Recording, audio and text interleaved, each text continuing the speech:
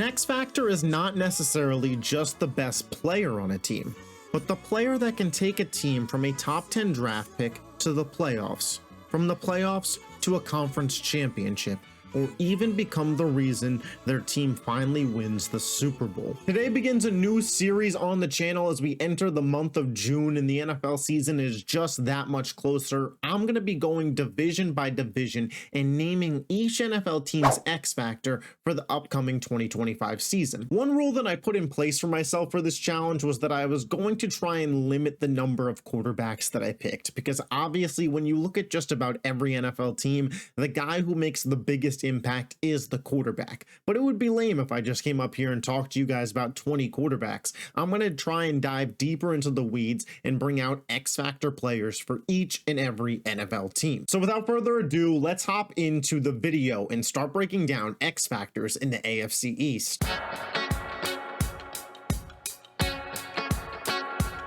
The Buffalo Bills were just one win away last year from getting back to the Super Bowl. That AFC Championship game with the Kansas City Chiefs was still one of the best games in the NFL season. But the Buffalo Bills went to work this offseason, had a really solid free agency period and draft, and are looking to get back to where they were last year, the AFC Championship, but this time have a different result and get back to the Super Bowl. There are a couple guys that I thought could have been X factors for Buffalo. My honorable mentions for this team were cornerback Maxwell Harrison, who the team just drafted in the first round. He's going to be playing alongside Christian Benford, and I thought he could make a pretty solid impact. And tight end Dalton Kincaid, who the team drafted in the first round a few years ago, is waiting for still that tight end jump, which can take a few years, but he still is not quite as productive as I think Bills fans would have wanted him to be at this point in time. But the X factor I ended up going with for this Buffalo Bills team was Joey Bosa. Bosa signed a one-year $12.6 million contract with the Bills this past offseason. Bosa becomes a player with a ton of variables, both in play and in health. But if the Bills manage this right and get lucky as well, they can have a devastating pass rusher just in time for the playoffs. And Bosa's not alone on that Bills defensive line. Greg Rousseau, Ed Oliver, AJ Espinosa, Daquan Jones. It is a solid group that now goes 5 to 6 deep. And this is what the Bills really need when it comes to getting over that hump. Yes, the AFC Championship, but specifically the team that has continuously stood in their way, the Kansas City Chiefs. When you look at the AFC over the past half decade, it has been Kansas City 1, Buffalo number 2, and it has consistently gone that way. In the playoffs, the Bills have continuously come up short against Kansas City. Sorry to bring it up, Bills fans, but it's true. So when I look for an X factor for this team, who is the guy that I believe can push Buffalo over the hump to finally beat the Chiefs in a meaningful playoff game? Joey Bosa comes to mind for two reasons. One, Kansas City's weakness. What have we seen it be? Both times they've lost in the Super Bowl, including this past year, was because the opposing team was able to get a consistent pass rush. And I'm not sure Kansas City resolved their offensive line issues this offseason, so that means they are still susceptible and still weak to a really high-end pass rush. Buffalo goes out and gets a Joey Bosa, who hasn't had an elite year since 2021, I understand, and has dealt with some injuries, but last year he played 14 games and was a solid piece. I think he could be a step up from what Von Miller was for this team last year. And it is inches, not miles, that separate the Bills and the Chiefs. Yes, Von Miller was fine, but I think Joey Bosa could just be that little bit more better that in a playoff game versus Kansas City this year, the Bills could have the edge. I don't know what Joey Bosa is going to be able to provide Buffalo throughout the regular season. Would it be nice if he played 12 plus games and can get 7 sacks? Absolutely. But to be quite frank with you, I don't care what he does during the regular season.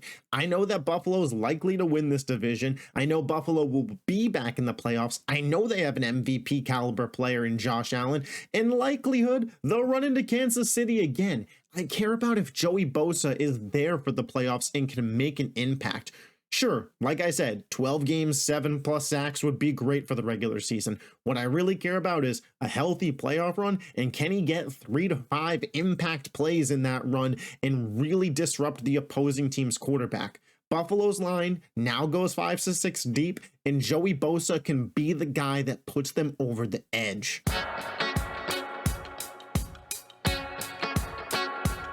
Last year, the Miami Dolphins finished with an 8-9 record, and it was a disappointing season following their 2023 playoff campaign. After a slew of injuries and just some real question marks with the team, it feels like the 2025 season really could be a crossroads. If things don't go right this year, you could see Mike McDaniel fired. You could see a change at GM. You could see the team potentially explore trading Tua Tagovailoa. This is a massive, massive year for Miami, and it was hard to determine this team's X factor. The honorable mentions that I gave were Jalen Phillips and Chop Robinson, two edge rushers. Phillips was phenomenal when healthy, but coming off of both an Achilles tear and then he gets back healthy and an ACL tear, terrible luck, but what level can he get back to? In Chop Robinson, do we see a second-year leap? The defensive line was obviously a question mark for Miami, but ultimately I landed on offensive tackle Patrick Paul as this team's massive X factor. Upon the retirement of Teron Armstead, the Dolphins now have to turn to Paul to hold down the left tackle position for the team, which, with Armstead's injury history, isn't necessarily a new job for Patrick Paul. However, I think it's very clear to everybody that left tackle, or any tackle really, the offensive line as a whole for the Miami Dolphins is just a tad bit more important than it is for, say, a random team, because of Tua's health concerns. Tua Tagovailoa, while I don't think is the best quarterback in the NFL, there was a clear dip in play last year for the Dolphins when Tua was off the field because he got hurt. The team simply couldn't run a good offense whatsoever. They weren't able to move the ball. They weren't in competitive games, and they weren't even fun to watch. Tua, at least, we've seen high-end offensive success. We saw it in 2022. The team put up 70 points in a football game. You can't be that bad if you're leading an offense to that level. Now, I don't think Tua has the elite ceiling, but you have to give him the opportunity to get there if you are the Miami Dolphins, and Patrick Paul is a big responsible reason for if the Dolphins will be able to get there. But I have my concerns with Paul. See, my worry with Patrick Paul is he just hasn't been great yet. Last year, in 338 offensive snaps, he had an overall PFF grade of 44.9, a pass blocking grade of 55.8, which ranked 93rd out of 140 available tackles, but a run blocking grade of 41, which was 138th out of 140 offensive tackles. Simply put, it's just not good enough. If the Miami Dolphins wish to get back to their 2022 offensive days where they were putting up high-end point games and they were moving the football up and down the field against opposing teams with their weapons, Patrick Paul has to be better in 2025 for the Miami Dolphins. There's no ifs, ands, or buts about it. This past offseason, the New York Jets absolutely cleaned house after finishing 5-12 last year. They brought Aaron Glenn in and they kicked Aaron Rodgers out. But who is the X factor for this team? My honorable mentions are cornerback Brandon Stevens, who now with DJ Reed gone is going to be playing the cornerback 2 role alongside Sauce Gardner. The secondary wasn't as good as it could have been last year, and I look for Aaron Glenn to try and raise that ceiling again for this Jets defense as a whole. Stevens could be a part of that. And I also put Justin Fields in the honorable mentions category. Again, I don't want to just take the easy answer and go quarterback, but obviously Justin Fields' play could determine whether or not the Jets are competing for a playoff spot or competing for the #1 overall pick. But the X factor that I landed on for this New York Jets team is running back Breece Hall. Breece was drafted back in 2022, and after a really impressive season in 2023, a lot of people expected Hall to take a massive jump in 2024. They expected him to enter the elite running back conversation, and simply put, that just did not happen. Was this due to a slew of problems, chemistry, coaching-wise, that the Jets had? Aaron Rodgers' decline falling on the whole offense? Or does Breece Hall just simply not have the elite upside that we once thought? Going back and looking at Breece Hall's 2024 tape, it's just really not that impressive if we're being honest. I get it, the Jets offense wasn't that good, and there was games where it looked good, especially towards the end of the season, that game versus Jacksonville, and once they got Devontae Adams, there was a little bit more oomph there, and I know Aaron Rodgers was running the offense, and there's just so many different pieces here, but when it came down to looking at the tape of Breece Hall, Hall. Were there once again flashes? Yes, but it looked like a decline from the player that we saw in 2023, not even just a stagnant line. He looked worse. He had 200 less yards production. He had 4.2 yards per carry, and the big one for me was this man had 6 fumbles last year. That is just unacceptable. Breece has to be better in 2025 than 2024 to just get back to 2023 levels of production. But I think Breece really still has the elite potential in him. And if Breece Hall can become a consistent contributor to this offense again, that makes the Jets offense not only more dynamic for next year with Justin Fields and giving him an actual two-dimensional offense to work with. And how does that work with, hey, if Breece Hall is a big threat, now you got to spend less attention on Justin Fields and you could really use his legs. Again, it makes the Jets more dynamic, especially when you consider some of the passing game weapons like a Garrett Wilson, like a Malachi Corley, and like a Mason Taylor, who the team just drafted. But if Breece Hall can't make you respect the run game and you could really hone in on Justin Fields as a passer, we've seen the lack of success that can create for Fields and for Fields-led offenses.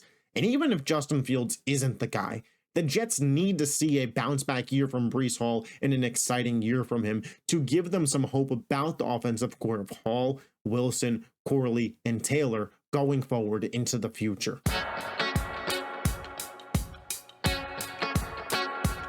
The New England Patriots are a popular pick this year to be a team that jumps from top 5 draft pick to NFL playoffs. And I think that that's for good reason, right? You have Drake May going into his second year. What's that development going to be? Mike Vrabel in at head coach, a good offseason, both draft and free agency wise, and a favorable schedule that I believe sees New England favored in 11 of their games this season on the Vegas lines. But there are still players that I think in this offense need to step up. My honorable mentions for this team are Christian Barmore, Morgan Moses, and screw it, throw Stephon Diggs and Cardi B in there, why don't you? Barmore, if he can get back to an elite level, would be really, really special for this team. Dealing with the blood clots, you just don't know. It's a massive X factor all around. And Morgan Moses, the tackle opposite Will Campbell. I think Will Campbell is going to be a beast. Obviously, yes, he's also an X factor. The Patriots got a ton. They're a young, exciting team. But Morgan Moses, can he stay healthy and play right tackle consistently for the Patriots is a massive, massive question.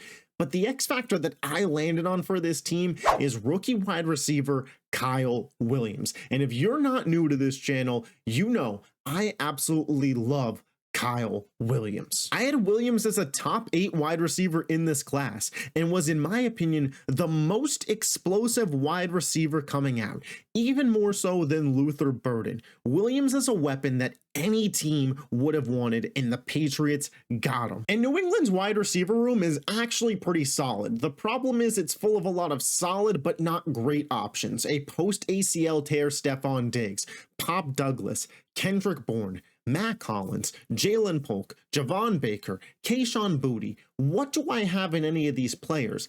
I just don't know realistically. Can any of them get to that wide receiver 1 level? You could argue Stephon Diggs, but I'm starting to feel like we're past his prime. Even in Houston last year, he looked like a clear number 2 option when healthy. Pop Douglas is fine, but he's a slot wide receiver. I think Kyle Williams has the best opportunity to step up and take over this wide receiver room and really be the number 1 wide receiver option for New England. And him and Drake May, that could be a dynamic duo for years to come. The one negative that I will say for Kyle Williams that you could absolutely throw out there is he was a 5th-year breakout. So a guy that played college for 5 years and then finally had his breakout season. Is it just due to, he is a full man body while playing in a college sport? Is it the experience he had just makes him that much better at the collegiate level? And will that talent translate to the NFL? But man, when I watch his film, I just can't help but look at him and go, this guy's an absolute freak. He's a difference maker and will be able to translate to the NFL. And clearly the Patriots' new regime agreed with me. I think Kyle Williams has all the opportunity in the world in this wide receiver room to step up and be special. And if he gets the snaps, which I definitely think he will early on in the season as Diggs recovers from the ACL injury, Kyle Williams could be not just an X factor for the Patriots, but a breakout player and a sneaky Rookie of the Year candidate for the 2025 NFL season. But as always, guys, these were just my picks. Be sure to leave yours in the comment section down below. What did you agree with? What did you disagree with as we continue this series on the channel? The NFL season, just one summer away. I absolutely cannot wait for football. I am just, I'm absolutely craving it.